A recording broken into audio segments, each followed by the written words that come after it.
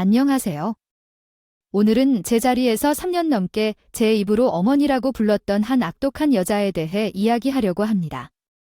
남편과 이혼하는 것보다 더 힘들었던 것은 한때 제 식구로 생각했던 시어머니와 끝을 내는 일이었습니다. 결국 진흙탕 싸움까지 치러왔지만 얼마 전에 후련하게 떨쳐낼 수 있었습니다. 사실 이 일에 대해 후회하는 마음은 손톱만큼도 없지만 이야기를 써내려갈 때 참담한 마음이 드는 게 어쩔 수 없네요. 길게는 길고 짧게는 짧은 시간이었지만 예쁜 며느리가 되기 위해서 저도 받아들여야 할 과정이었어요. 정말 많은 노력을 했었거든요. 여러분이 미련하다고 할 정도로요. 그러한 노력이 다 헛된 것이었다는 걸 좀 더 빨리 깨닫았으면 좋았겠지만 그래도 이 정도면 다행으로 생각하고 있습니다. 솔직히 1년 12달 제사를 지내면서도 저는 남성을 모두 쏟았어요. 비록 시어머니 배려를 하고 어머니를 보내고 난 뒤일지라도 어머니라는 말을 제가 다시 할 수 있음에 감사해했기 때문이죠. 하지만 진심을 알아주지도 않은 사람에게 노력한다고 되는 문제가 아니라고요. 어쩌면 그 여자 눈에 저는 부려먹기에 더없이 좋은 불쌍한 처제의 역할이었던 것일 수도 있습니다. 이 불길한 징조의 시작은 시어머니를 처음 만났을 때였어요. 그 설켜주는 얼굴로 저를 바라보던 것을 기억해요. 들었던 상황을 다시 한번 묻더군요. 아예 하나뿐인 어머니까지 돌아가셨다고네. 어머니를 보내고 혼자 된 지가 제 2년째네. 아이고, 얼마나 외롭고 힘들었을까? 그 어린 나이에 아버지는 제가 아주 어릴 때 돌아가셨어요. 아버지 뱅곤 사진으로밖에 그럼 의지할 때는 엄마밖에 없었을 텐데 아예 얼마나 상심이 컸을까? 내가 우리 아들한테 사정 이야기 듣고 속상해서 눈물이 다 나더라고. 아니, 둘이 더 빨리 만났으면 어머니를 보내드릴 때 우리가 옆에 있어 줬을 거 아니야? 그랬으면 좀 덜 힘들었을 수도 있잖아. 다른 친척들은 실은 이모하고 10년 넘게 같이 한 집에서 살았는데요. 저는 시어머니에게 이모 이야기를 꺼내야 할까 말해야 할까 고민이 많았어요. 그래도 저랑 가족의 연이 될 어른인데 묻는 말에 숨김없이 말하자는 생각이었죠.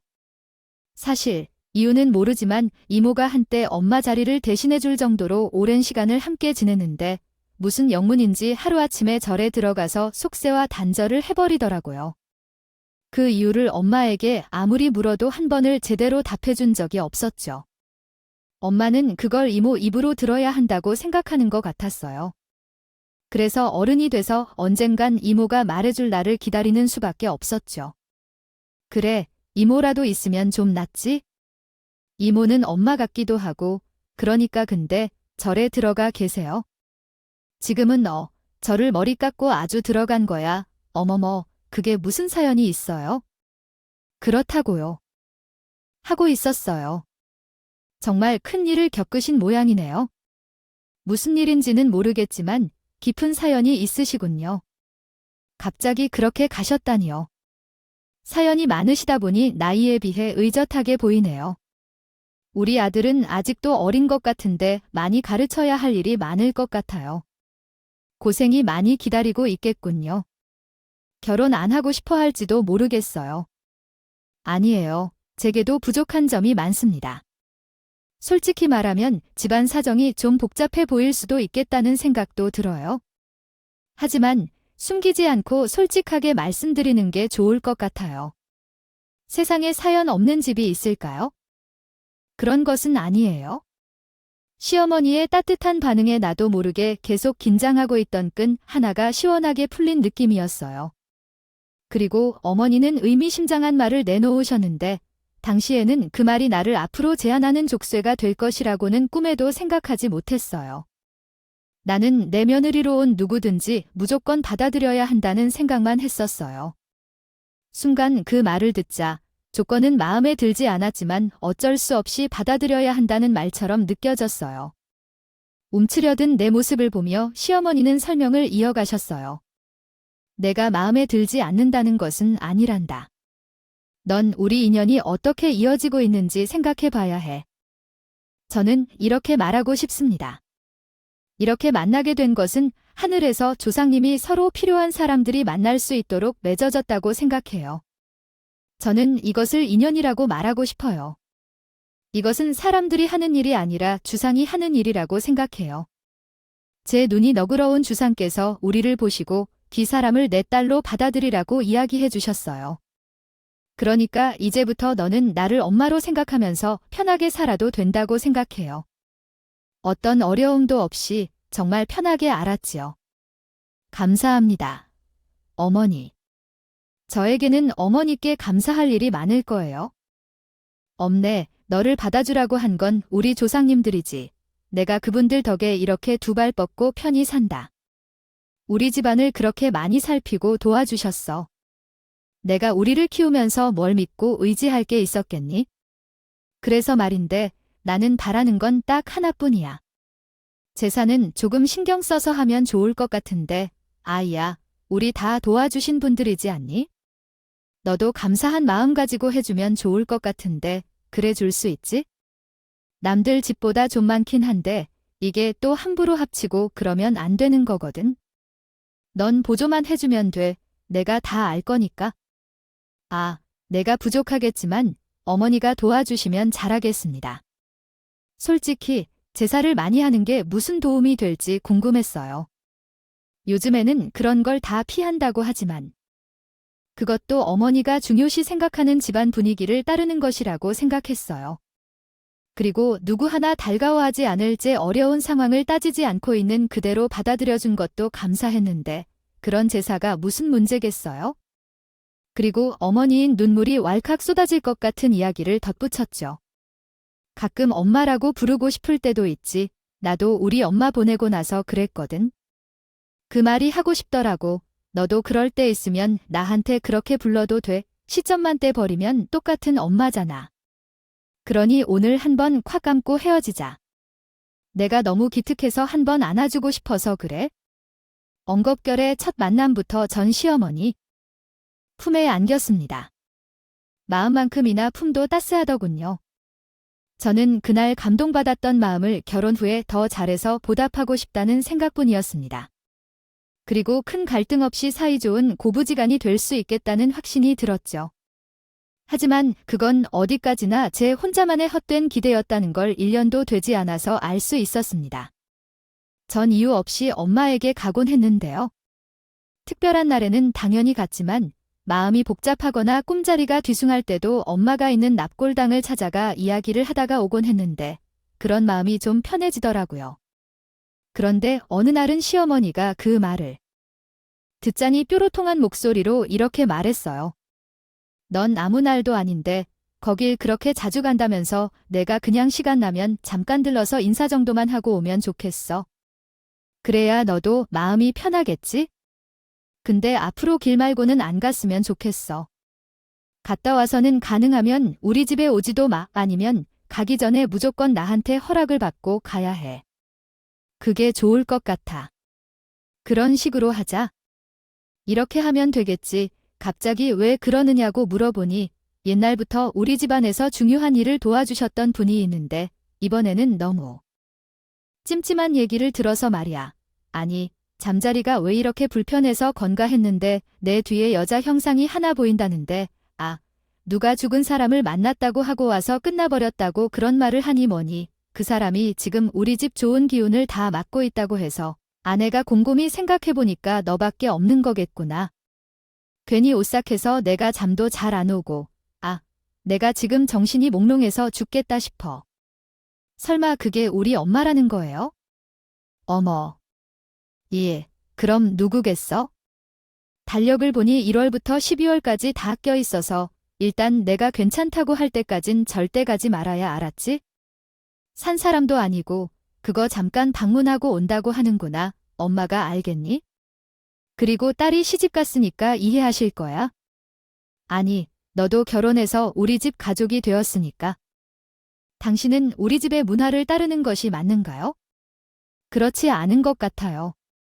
빨리 떠날 사람이 있다면 바로 떠나 보내줘야 해요. 제 어머니는 제가 유일한 아이인데 어떻게 그렇게 할 수 있어요? 이모가 있는데 절에서 좀 가르칠 수 있도록 부탁해 주세요. 앞으로 당신이 빠지고 어머니 입에서 조상님 이야기를 자주 들었지만 당시에는 그 정도로 심각한 것인지 알지 못했어요. 아무리 그래도 저는 자식으로서 할 일을 전혀 않겠다고 하는 것이 아니지만 이모에게 맡기고 갑자기 발길을 끊는 것은 타당한 것일까요? 솔직히 그분이 말한 사람이 제 어머니가 아닐 수도 있어요. 어머니와 엄마에게는 제가 유일한 자식인데 기간을 무시하고 그렇게 살 수는 없겠죠. 평소에 가서 하는 일이라곤 잠깐 들러오는 정도인데 그것도 하지 말라고 하시고 내 말을 무시하겠다는 거야? 아, 이게 어려운 부탁이냐? 솔직히 말씀드리는 거예요. 괜히 어머니를 속이고 갔다 오게 될 것 같아서요. 제 말에 갑자기 어머니인 것 같은 얼굴을 싹 바꾸며 돌변하더군요. 그럼 뭐 끝까지 가겠다는 거야?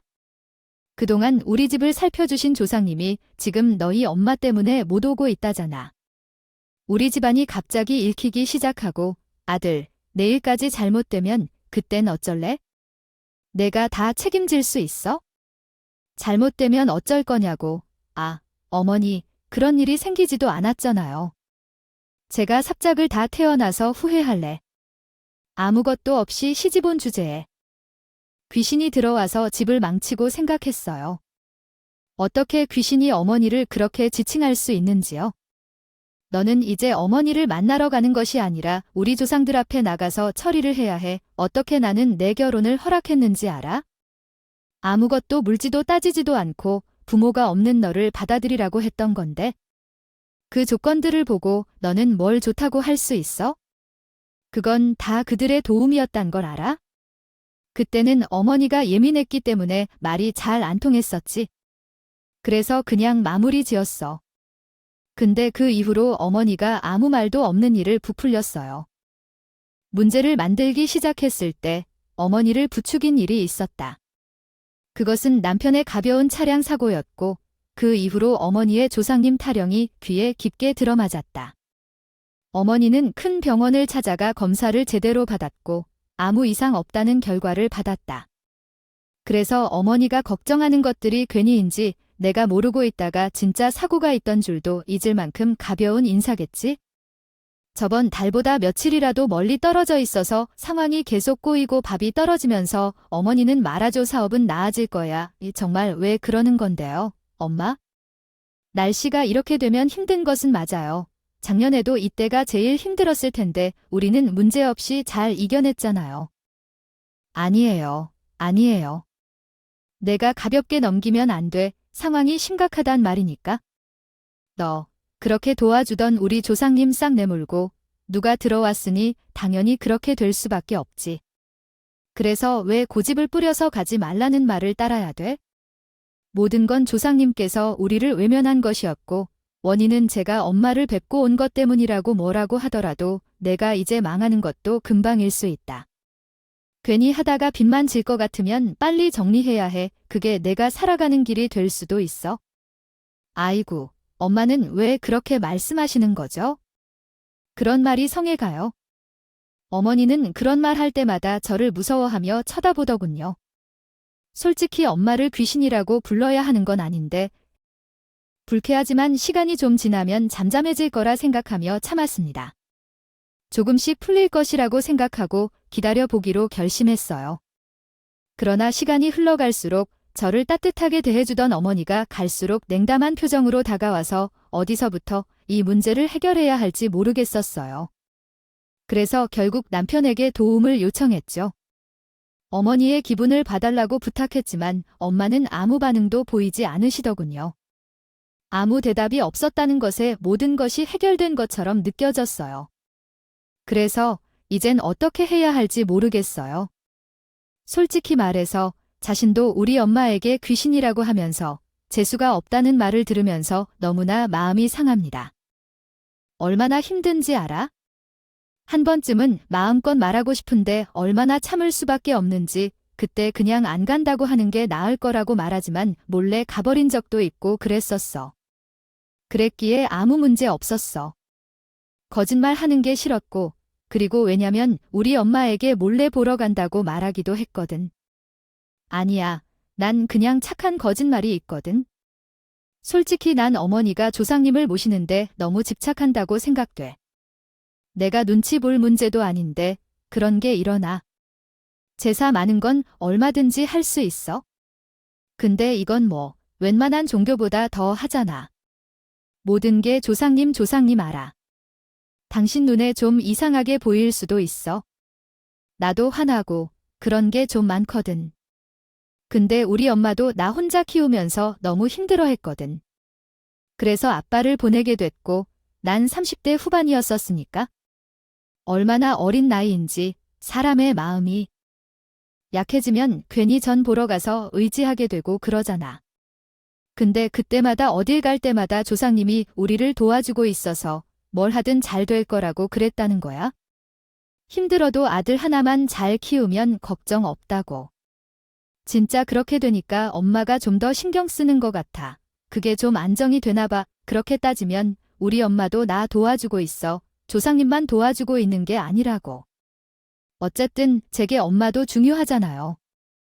그런데 아무 근거도 없는 말을 듣고 와서 무작정 공격하는 시어머니를 어떻게 이해하고 받아들여야 할지 나름대로 노력한다고 일부러 엄마를 보는 횟수도 줄이고 그때마다 시어머니에게 가서 있었는데 그런 건 또한 노력한다 해도 제게 인정해주지 않는 것 같았어요.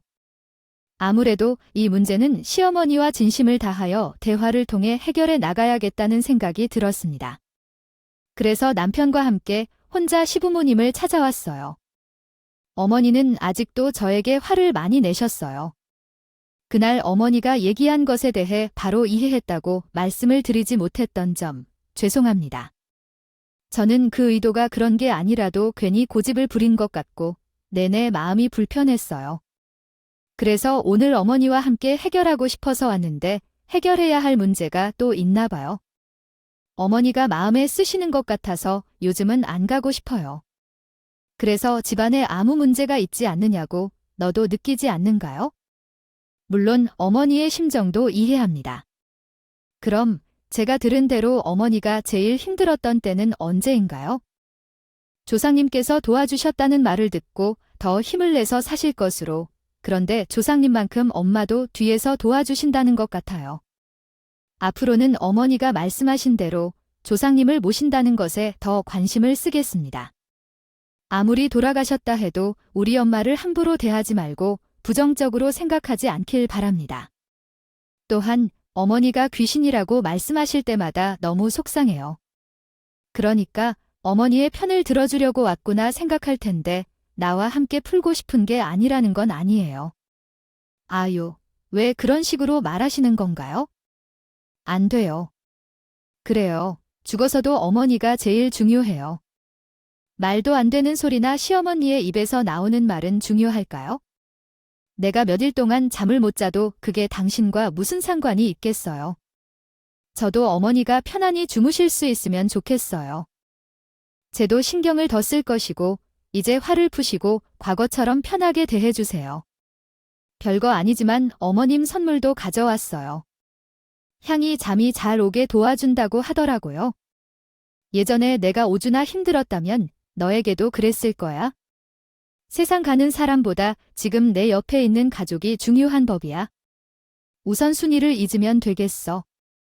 우리도 너에게 가족이니 날 위해라도 좀 지켜줄 수 있지? 지금 내게 우리가 제일 가깝고 소중한 가족이니까 맞지 않아? 절대로 어머님을 우선순위에서 제외한 적이 없어요. 믿어주세요. 뒤로 나는 어머니의 안정을 우선순위로 생각하며 지냈습니다. 겉도 참을 수밖에 없었지요.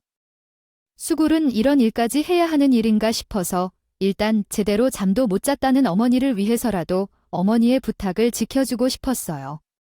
몰래 말하지 않고 가도 될 일이었지만 어머니를 속이고 마음을 꾸짖는 것이 정말로 재미없더라고요. 그러므로 남편에게 대신 가달라고 부탁하기도 했습니다. 하지만 엄마를 보니 남편이 하루는 뜬금없이 이모 이야기를 꺼냈다고 하더랍니다. 당신 이모 있는데 이모가 왜 안 보러 가? 라는 식으로 말이죠. 그냥 이모를 존중해주는 거라고 말씀하시더라고요. 어렸을 적에 이모 보러 자주 절에 갔는데 그때 많은 것을 배웠어요. 사람은 꼭 가까이 있고 연락을 자주 해야만 아끼는 것은 아니라는 걸 알았어요. 그게 사랑인 것 같진 않더군요. 때로는 이모가 있는 절에 가보면 긴 시간 동안 나와 함께 있었다든지 하는 것 같더라고요. 기도를 많이 드렸더니 그 마음이 느껴져요. 조만간 한번 우리 이모님을 만나러 갈까요? 산책 겸 해서요. 장모님을 뵙고 와서 그런지 이모님도 만나고 싶고 그렇네요. 정식으로 인사도 못 드린 것 같아서. 근데 갑자기 왜 이모가 오라는 연락이 올 때가 있는데 그때에 가자고 할 아이처럼 말하지 마시고 당신이 먼저 가본다고 말해보지요. 좋아하실 수도 있잖아요. 은근히 어른들은 그런 이야기를 들으면 좋아한다고 하니까. 이모 성격을 내가 모를까요? 좀 기다려봐요. 왜 남편이 이모를 보고 싶어 하는지 대수롭지 않게 느꼈지만 나중에 보니 여기에도 엄청난 비밀이 숨겨져 있었답니다. 그래도 그 당시에는 부모님도 자주 보러 가고 이모도 생각하면서 제 빈자리를 채워야 했어요. 대신해주는 남편에게 고마웠어요. 평소에 눈치가 없는 면이 있었지만 그런 면도 우리 사이를 돈독하게 유지해주는 힘이었거든요. 다행히 몇 개월이 지나자 편하게 잘 자고 있는 것을 보고 더 이상 엄마를 괴롭히려는 언급도 없었어요. 그때까지는 집안에 평화가 온 것으로 생각했었죠. 그러나 알고 보니 그날 제가 어머님과의 마찰에서 완벽하게 승리했다고 느끼신 것 같더라고요. 그때부터 어머님은 제사를 더 피곤하게 준비하기 시작했어요.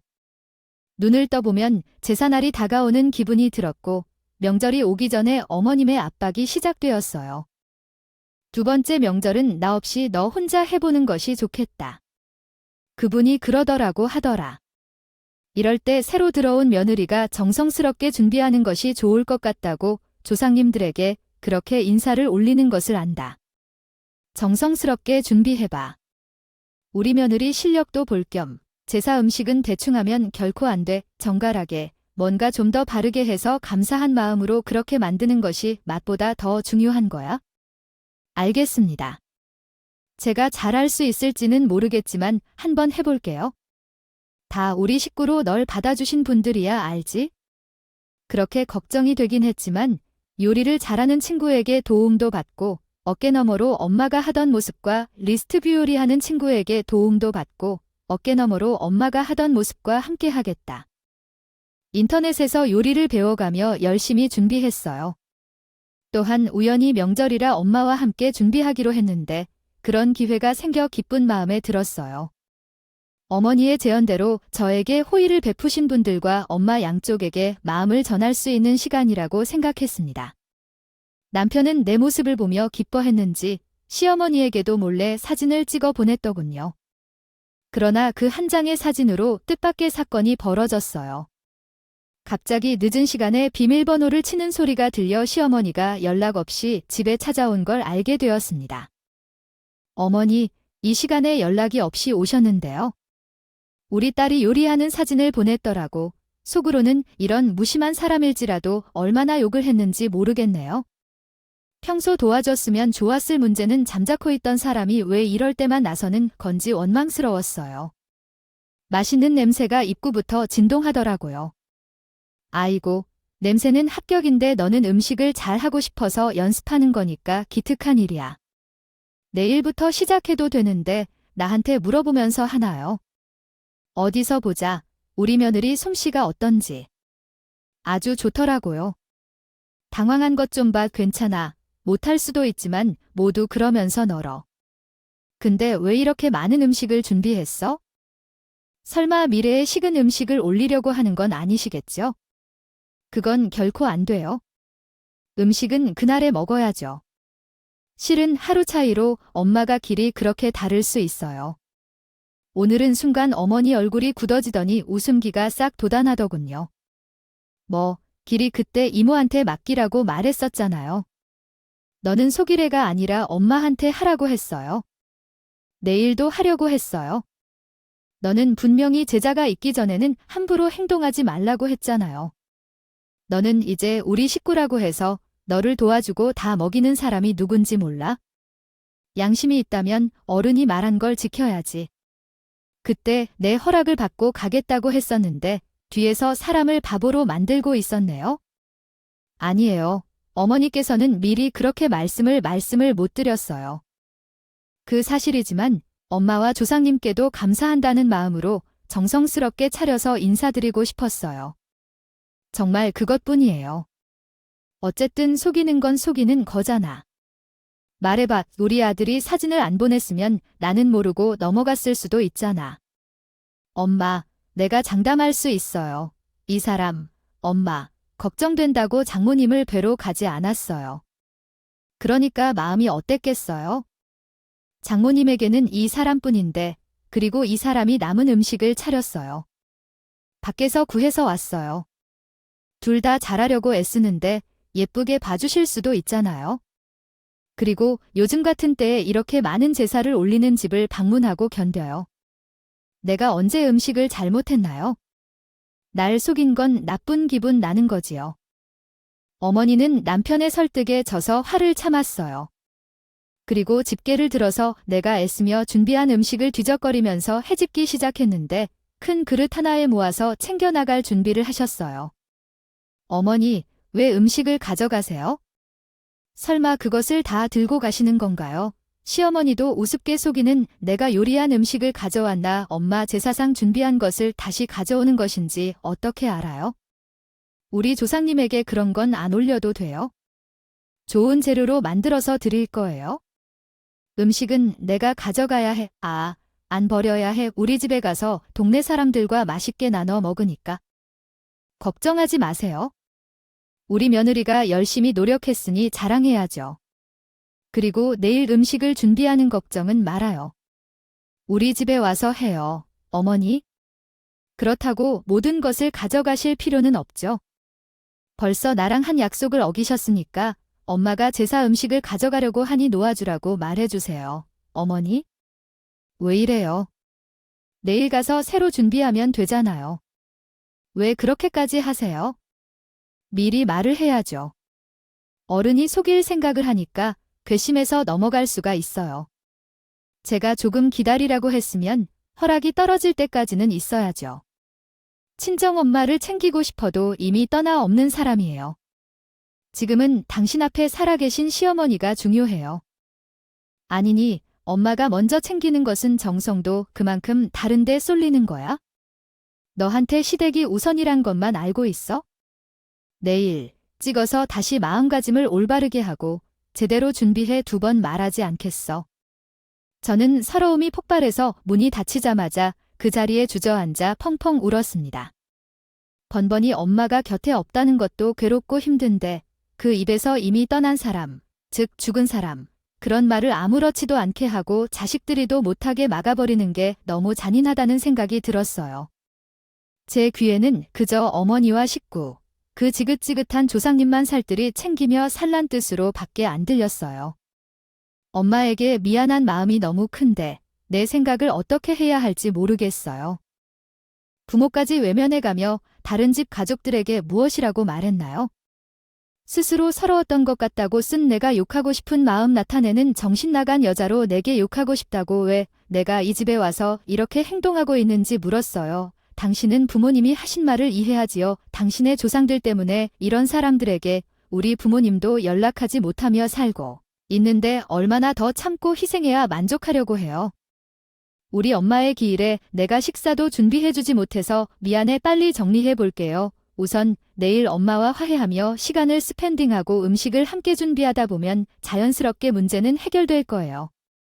남편도 저의 마음을 잘 이해하려 하지 않았을 텐데 더욱 더 서러웠던 것 같아요. 그냥 음식을 준비하러 가라 했던 거였어요. 당신은 이 모든 상황을 면면히 따져보아도 그러네요. 마음이 힘든 상황이지요. 어머니가 정말 심각하게 혼냐고 해도 당신은 윗사람인데 그렇게 굽혀서는 안 되는 거예요. 아니, 얼마나 더 굽혀야 해? 이미 밑바닥까지 참고 견뎌왔는데 이제 제 한계입니다. 더 이상은 못 참겠어요. 제가 죽더라도 더 이상 못 참아요. 당신이 가서 하는 게 나을 것 같네요. 제가 우리 엄마를 돌볼 테니까 더는 당신 집에서 미쳐날 짓은 안 할 거예요. 그렇게 이해해 주세요. 결국 잠도 올 수 없는 새벽을 보내고 있던 저는 갑작스레 배가 아파지면서 예민해진 것 같아서 괴로워했는데 이렇게 갈수록 항상 배탈이 나는 정도와는 비교도 안 되는 아픔 수준으로 변해가고 있었어요. 순식간에 등에 땀이 쏟아지면서 아프기 시작했어요. 흘리다 눈을 떴을 때 나는 병원 침대에 누워 있었습니다. 그 시간이 어떻게 지나갔는지 기억도 없을 정도로 아픈 모양으로 실신을 했었던 것 같아요.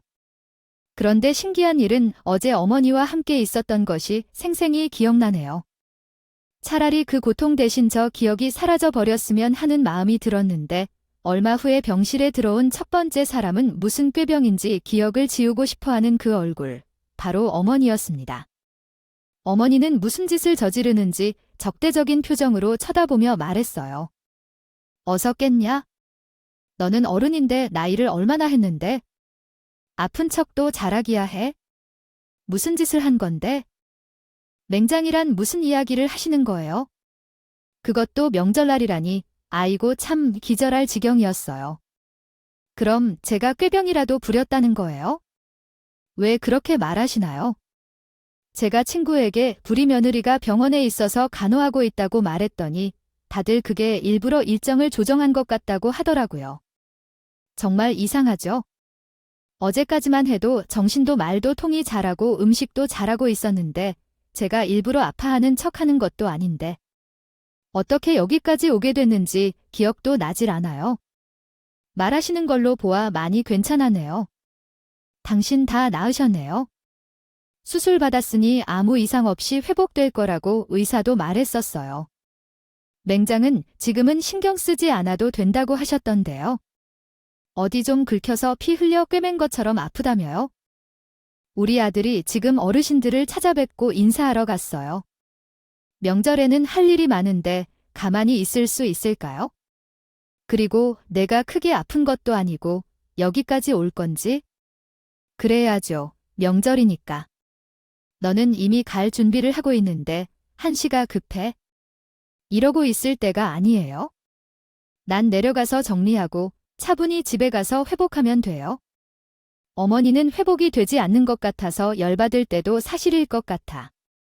그래서 올라간 그대로 아직 못 움직이겠어요. 그러니까 아직 집에 가기로 할 정도는 아닌 것 같아요.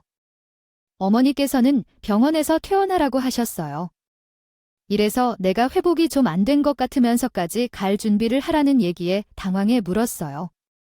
의사 선생님을 만나서 얘기를 들어야겠죠. 수술이 어머니가 잘 되었다고 해도 저는 전혀 모른 채 예바라는 머릿속을 굴리네요. 아이, 내가 내게 매번 이런 수작을 부리는 게 통할까요? 무슨 수작을 부리겠다는 거죠? 어머니가 아플 때 왜 그렇게 하는 거죠? 너, 저의 상님 덕분에 살았어. 수술을 잘 받았잖아. 그럼 이제 내가 해야 할 일이 뭔가? 살려주셔서 감사드린다는 의미를 담아 음식을 정성스럽게 준비해서 올려야겠지요. 중요한 날에는 차례상도 제대로 준비하고 어느 며느리가 병원에서 편안히 누워서 지내길 생각하며 서슴지 않게네. 이건 다 조작일 뿐이에요. 이것도 또한 조상이 살려주신 결과겠죠? 그러면요. 이 세상 모든 고아인 너를 데리고 온 사람은 누구인가? 너야, 그렇지 않니? 평생 도움을 주는 보호자 없이도 사는 게 가능했어. 우리 아들이 아니었으면 혼자서도 이미 죽어버렸을 텐데. 그리고 목숨을 살리러 가서 너에게 고마워해야겠지? 아무런 것도 없이 자랐다고 해도 그런 개념이 없을 수는 없지? 그래서 몸으로 가서 차례상을 준비하라는 거야? 지금 누구 앞에서 그런 개념에 대해 얘기하고 있니?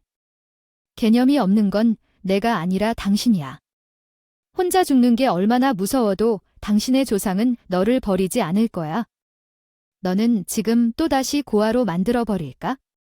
나는 너무 두렵지가 않아. 너와 함께 사는 것이 오히려 더 끔찍해. 아픈 배를 움켜쥐면서도 온 힘을 다해 소리를 질렀다. 그동안 참아온 울분이 맺혀 있었거든요. 그런데 잠시 후 소란스러운 소리에 병원 관계자가 들어올 줄 알았는데 문이 열리자 절에 있어야 할 이모가 제 앞에 서 있는 게 아니겠어요. 전 너무 놀라서 눈이 휘둥그레진 채 이모를 보고 아무 말도 못하고 있었습니다. 뭐라고 하셨어요? 금방 누구세요? 제가 누군지는 중요하지 않죠. 금방 뭐라고 하셨습니까? 한없이 침착하고 낮은 목소리로 같은 말이 되묻자 시어머니는 당황해서 한 발 뒤로 물러나기까지 했어요. 뒷걸음치는 꼴을 보아하니 딱 겁을 먹은 것 같았어요. 옆에서 들었던 내용으로 봐서 우리 아이를 어떻게 키울 것인지 말씀하시는 것 같던데요. 전 방금 하신 말도 기억이 안 나시나요? 대답해 보세요. 방금 자신있게 이야기하시던 것 같은데 목소리가 이 병원과 잘 어울리는 것 같아요.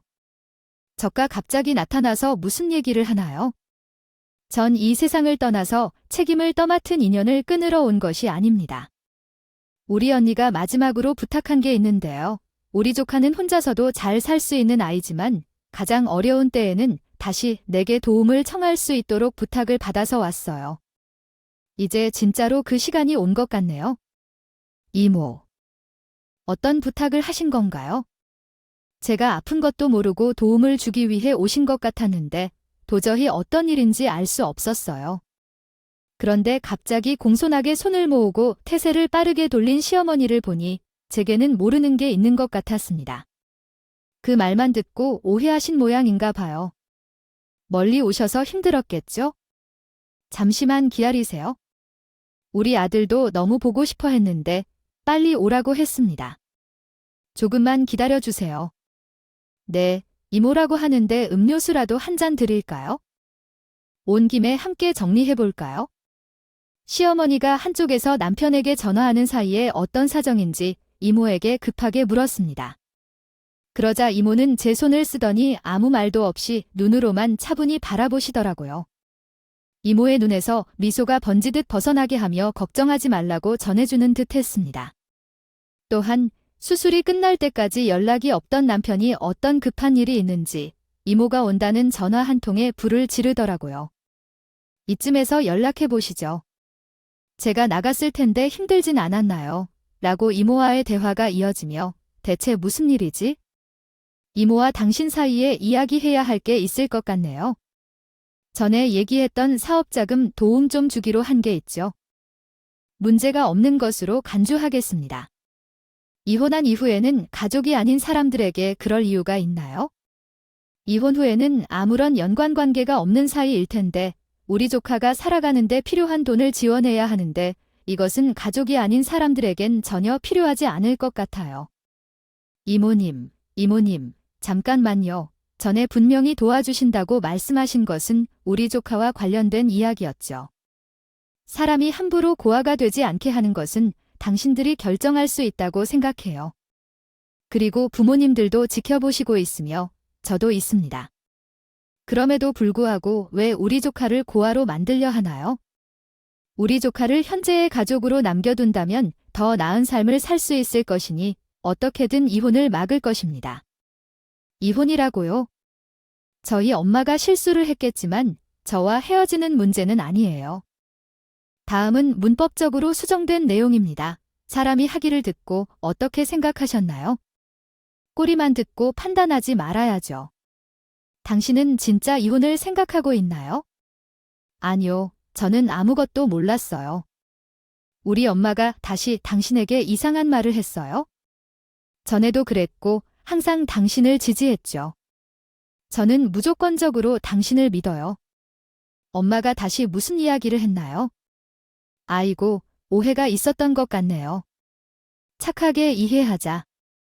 네, 맞아요. 좀 가버린 부분이 있어요. 아이고, 며느리가 아플 때 1분 만에 와서 돌봐줬으니까 정말 걱정돼서 섭섭한 거였어요. 섭섭한 마음이겠네요. 진심은 아니에요. 아세요, 이모 앞에서 이 상황을 어떻게든 회피하려고 가짜로 다정하게 굴었어요. 시어머니를 보고 섭섭한 감정을 느꼈네요. 소름이 돋더라고요. 그리고 모든 것을 끝내기 위해서는 제 결정이 필요하겠다는 생각이 들었습니다. 저는 혼자 눈물로 삼켜왔던 말을 꺼냈어요. 둘 다 나가 주실래요? 저요, 어머니. 조상님 밥 해주려고 들어온 사람 아니거든요, 엄마. 빨리 미안하다고 해, 지금 화났잖아. 아니요, 사과하실 필요 없어요. 이미 끝났거든요. 제 결정은 오늘부터 우리 남이에요. 당신 사업 그동안 많이 힘들었던 모양이네. 얼마나 벼랑 끝이면 우리 이모한테까지 가서 사정할 생각을 해. 이미 어머니도 다 알고 계셨던 거네요. 아부 떠는 꼴 보니까 이래도 제가 가족이에요. 아니, 우연히 당신한테 이모님이 보낸 문자를 봐서요. 다음과 같이 다시 작성해드립니다. 다른 뜻은 없었어. 어제 조상님이 제 꿈에 나타나셨거든요. 이번 차례상은 제대로 준비 안 하면 이혼을 하라고 합니다. 어머니 조상이 절대 용서하지 않겠다고 하시는데 따르지 않으셔서 그래요? 이 모든 것은 엄마 탓이에요. 이제 망할 거라고 가서 말해야겠어? 조상님께서 내 인생을 다시 살려주실지 하늘에서 돈이 내려올지 보도록 하죠. 아, 엄마 때문에 내 인생이 망했어요. 이모님께서 우리가 모르는 돈을 갖고 계신다며 조심하라고 몇 번이나 말씀하셨어. 도와주실 것이라고도 약속하셨던데 다 끝났다고 했잖아요. 말하지 않았는데요. 알았나요? 아니야, 미안해. 제가 봐줘서라도 용서해 주실 수 있을까요? 지금 사실 사업이 너무 어려워서 곧 문을 닫아야 할 위기에 처했어요. 당신께 말하지 못한 걸 내가 지금 진짜 벼랑 끝이야. 그러다가 우연히 당신께서 이모님께 연락하신 것을 보고 도와주실 것을 부탁해야 해. 마지막이야. 이것만 넘기면 잘할 수 있을 것 같아서 그래요. 나 불쌍하지도 않아요. 당신과 잘 살려고 그런 게 아니라 우리 사이 문제 없었잖아요.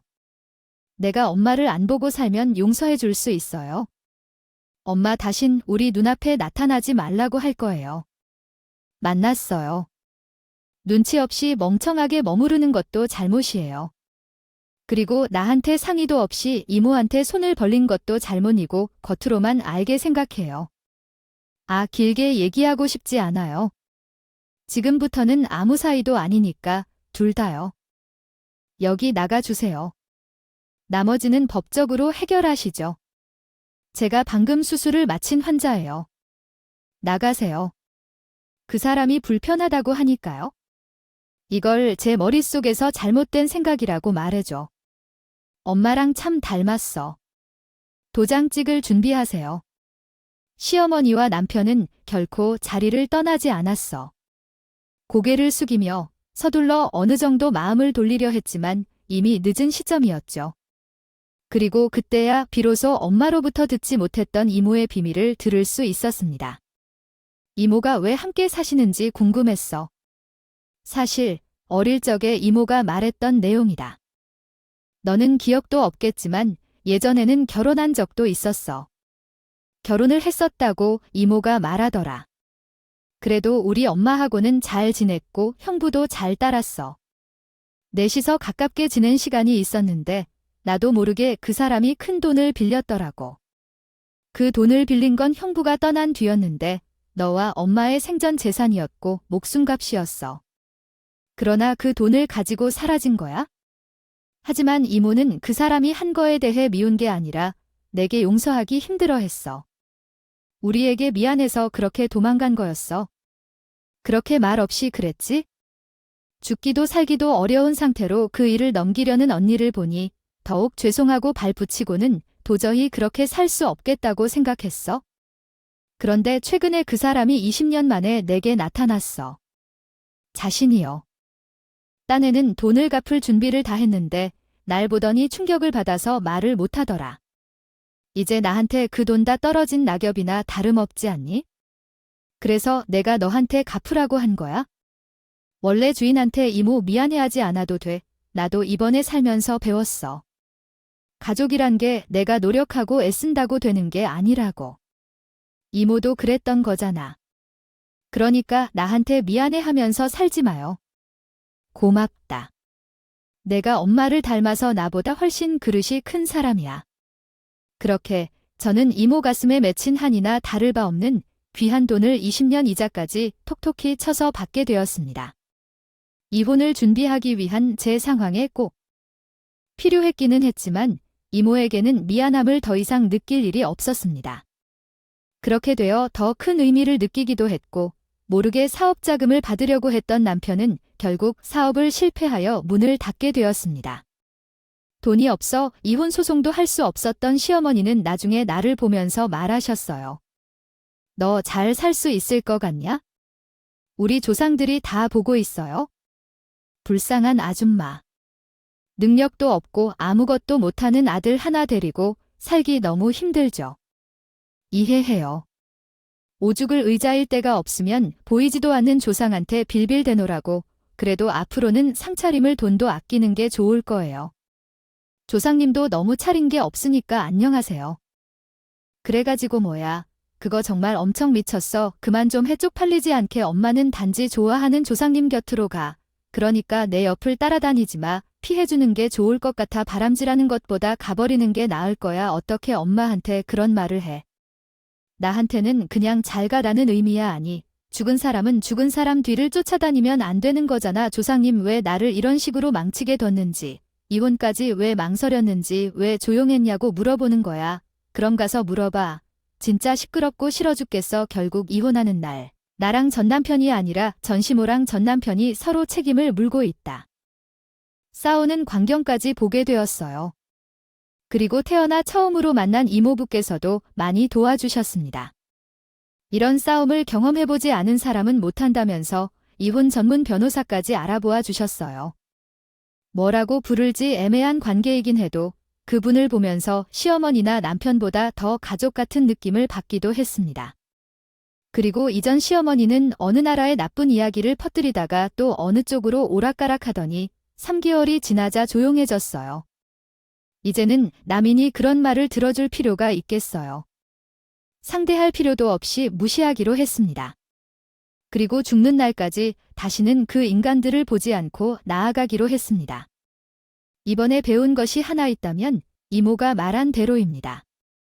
현재를 살아가는 것이 가장 현명한 일 같습니다. 또한 온전히 스스로를 믿고 살아가는 것이 중요하다고 생각해요. 어려움을 만나더라도 쉽게 의존하거나 매달리는 삶이 아니라 제 자신의 노력으로 살아갈 수 있도록 노력하고 있습니다. 창업 준비도 하고 있고 이른 시간에 일어나 이모 댁을 자주 방문하고 있습니다. 이모가 새벽에 일어나서 공양을 준비하고 수행하는 모습을 보며 꾸준함과 마음을 비우는 중요성에 대해 배우고 있는 것 같아요.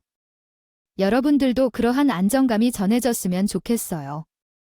이야기를 들어주셔서 감사합니다.